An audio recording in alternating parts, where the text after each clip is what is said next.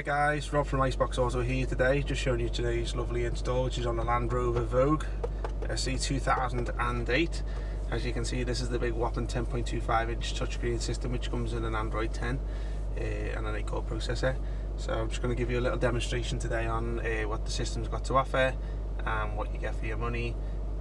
As I say, this is one of the premium systems we sell, so it is quite expensive, but quality gets you quality. So I'm just going to show into the system's fully touchscreen. As I say, this is the home page here, which obviously, because you remove the center console here, then obviously you would have to get a lot of the car's information through here, and also the radio and stuff like that. So the radio becomes now touchscreen on the system. As you can see, it works with the steering wheel controls, which you can see me doing in the background. So I'll just basically switch the sound off there if you don't mind, because there you go, switch it off there, because obviously we don't like music in the background. So that's the FM radio, which is also AM2. Navigation here, obviously we've preset it to Google Maps on this system. It is an online map, so basically you will need to connect your phone to it as a hotspot connection to it. So obviously we'll get the maps then. As you can see, no maps, no data connection, which basically means I haven't connected it today, but this is where you get your maps there. Now also you can download other maps of choice from the Play Store, so if your preference is Waze or Sidekick or Here or TomTom, you can download your maps in there and then basically preset to this application here. So I've just got Google Maps set to there. This is where you would play MP3s from. So if you were to put all of your albums onto a flash pen, you could play it through this USB cable of the system. As you can see, this is a this is a preset one that's stuck in great into the firmware, so it's just a demo what the factory put on there, just to make sure it can show you how it works, etc.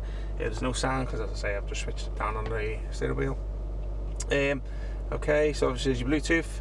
This is where you connect your Bluetooth through. It gives you hands-free, phone book support, and obviously gives you a built-in microphone down here, which obviously picks up your voice. Settings here, which I'll show you in a second. Your video, this is where obviously you can put your movies on a flash pen and play your movies through. As you can see, it's a nice full screen HD, and it shows you full screen across. So next file here, picture, don't really need to go into. This is your equalizer, which allows you to customize the sound and the outputs of the speakers. Okay, here we go, here's the applications here. So obviously this is where a lot of the applications will come onto the system, some are on the home page, some are on the screen here. This one here, which I'll show you, is just the CarPlay, which is set up. It's a wireless CarPlay connection. It also plays Android Auto too, so if you're an Android phone user, then obviously you're going to get your Android Auto through it. As you can see, this is all touchscreen, and it brings like DAB apps from your phone. This is your Google Maps here. We should have Apple Maps somewhere else. Let's have a little look. WhatsApp, yeah, self-explanatory really. So we'll just go back on that one, back to the home page. CarBit Link is a mirror link app, but it doesn't really work. Well, it works sometimes it doesn't. The factories are not paying for the license for it no more, because they're investing all the money on this app here. So what you'll find, this app here will probably work with some phones, some that it won't. It's not a faulty unit, it's just that, as I say, some phones are too high advanced on the OS to actually support this anymore, because the factories are not really investing in the Gorilla Link no more, just through demand, and also because of CarPlay being the primary source of research and development. Okay, Chrome, which is a browser control, which basically is a steering wheel control, but obviously that doesn't need to be set up. Equalizer here, which is being through file manager, front video, this is DVR camera, gallery for pictures, this is a browser, this is Google Maps here. Now a lot of people ask questions about what sort of features would you lose by putting this in. The question is none, because it gives you a lot of car's computer information on here too. So I'll just go into this app down here. So as you can see, it gives you a lot of the camera settings here, which is obviously miles per hour, etc. And this one obviously gives you all the temperature and your fuel consumption, so it gives you all that settings from the car's computer. So it's a nice little feature. Let's have a look what else is here. Voice search, this is a Liverpool.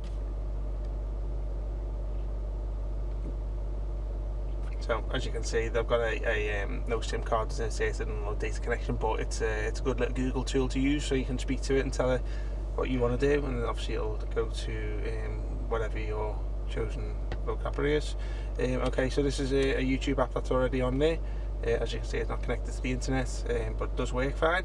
And there's your radio settings there. So I'll bring it to an end today, guys. So just basically hope you liked the video, and if you got any questions, just either get in touch with us on the contact details down below, or basically drop us a message in the comments section, and we'll get back to you as soon as possible. Thanks a lot. Bye bye.